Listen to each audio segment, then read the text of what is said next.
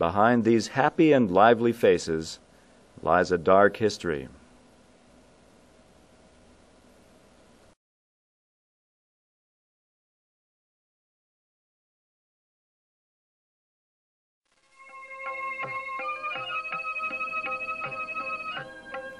Arundhatias are the lowest among the Dalits, also known as the untouchables. They are at the bottom of the Indian caste hierarchy and constitute approximately 10% of the total Indian population. In the Virudunagar district of the Indian state of Tamil Nadu, they number almost 15%.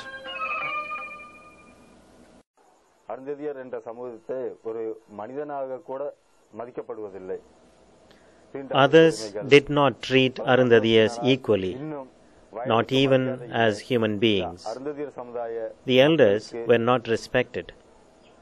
I don't know whether it is God's commandment or a condemnation by the human society.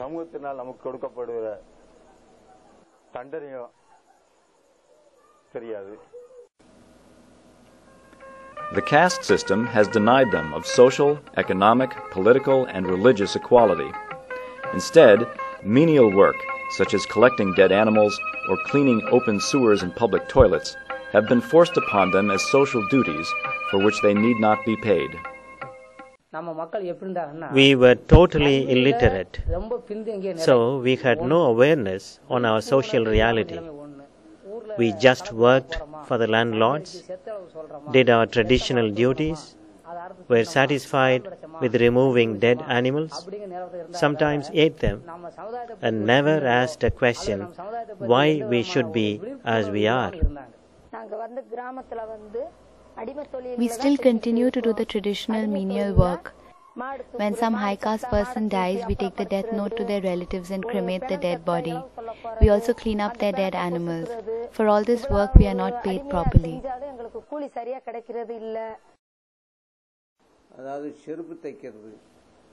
The traditional works were making leather sandals, assisting the landowners in harvesting, doing everything related to dead bodies and carcasses, and all the possible menial works.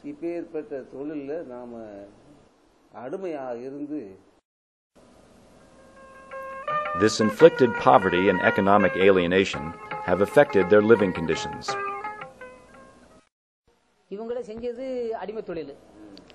Since there was not much income from traditional jobs, we could not afford a good house.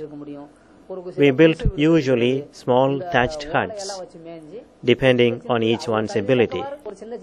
We could never think of comfortable houses.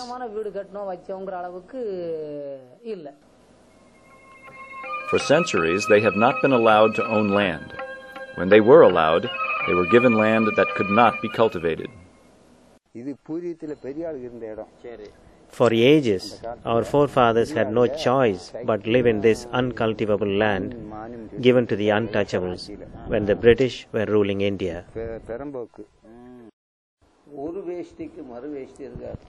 We had just one set of dress.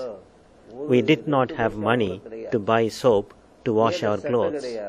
With dirty clothes, we looked and lived like primitives in the forest. Untouchability, a practice that forbids Dalits to have any social and physical interaction with other castes, is prevalent even today. Untouchability was practiced in primary schools. High caste students sat on a bench, while others on the floor. When we went shopping, the high caste women used to tell us, "Keep away from us. How can you untouchables stand so close to us?" It was very painful to hear those words. Instead of giving me water in a glass, they poured water on my outstretched palm. In all public places, such as libraries, temples, bus stops, untouchability is practiced even today. When I told the teacher at school that my name is Shashikala and my sister's name is Sushila, the teacher insulted us, saying that our names did not match with our caste. The insult is so fresh in my mind that I feel like it was said just today. Recently, in a village called Yarabarpatti, a man was fined because he refused to do the traditional menial work. In another village, a 7-year-old student was beaten up severely for having a bath in a common bathing well.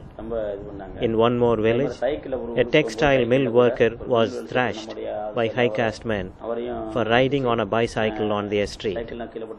In many temples, we are not considered equals yet.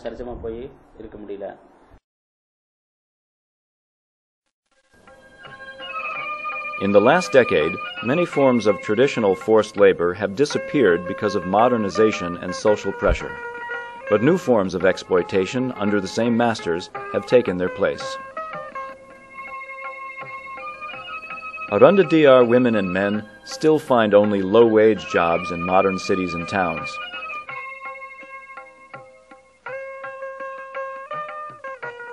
Even though in the Virudunagar district, Arundhatiyars work in textile mills, on construction sites, and take up any available opportunity for a daily wage, they predominantly work making firecrackers and matchboxes, or in the traditional menial jobs.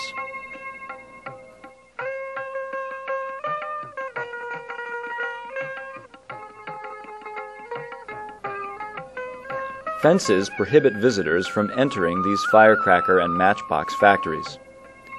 Though hiring child laborers is illegal, they are part of the labor force in these industries. Trucks pick up laborers from their villages up to 25 miles away.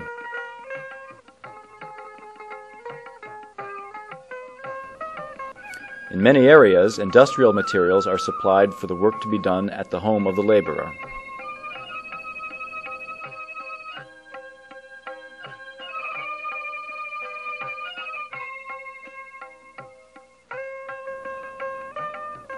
On payday, the moneylender goes door to door to collect his money with interest as high as 200% per year. This interest rate ensures that the borrowers remain permanent debtors.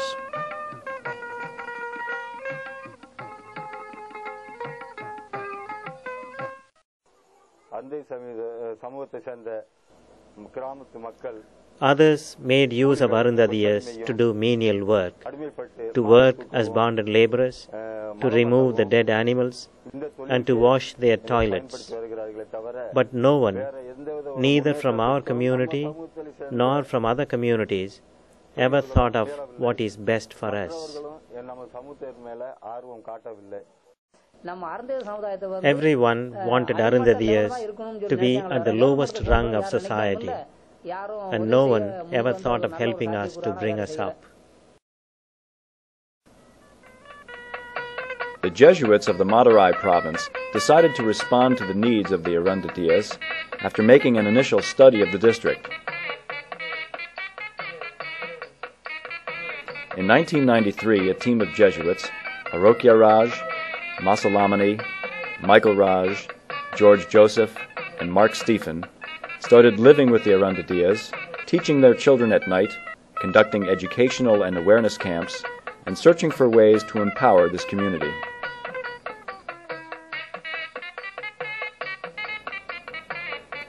As a result, an organization called the Kamarajar District Rural Institute for Social Action and Liberation, in short, KARISAL, was registered as a society under state law in 1997.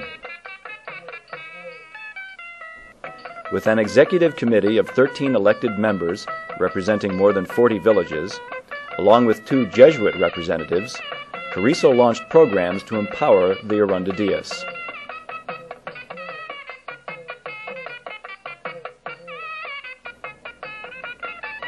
KARISAL acquired about 3 acres of land, and with the help of